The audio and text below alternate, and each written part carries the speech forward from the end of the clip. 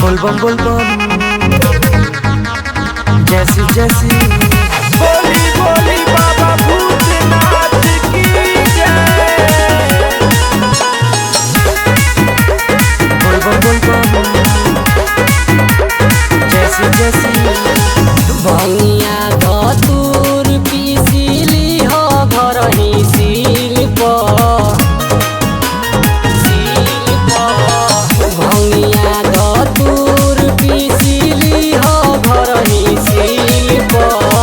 जाई के चढ़ई हो धनिया भंगिया शिवलिंग पर जाई के चढ़ई हो धनिया भंगिया शिवलिंग पर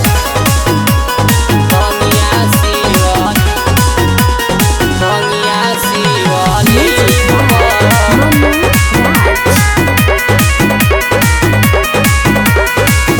दुखवा गली दर सब दूर हो जाई शिवयल भंगिया से दर्शन हो जाई दर्शन हो जाई दुखवा गली दर सब दूर हो जाई शिवयल भंगिया से दर्शन हो जाई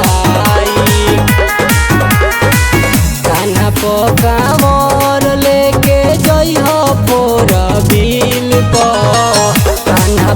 कांवर लेके जइह फोर बिल पर जाई के चढ़इह धनिया भंगिया शिवलिंग पर जाई के चढ़इह धनिया भंगिया शिवलिंग पर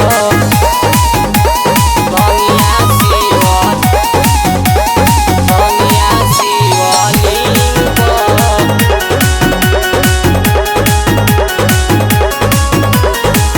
पिंटू लक्ष्मण लिहले कान्हा कंवरिया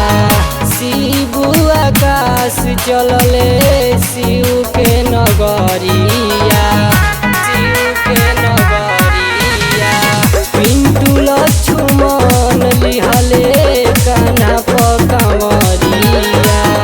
शिबू आकाश चलले शिव के नगरिया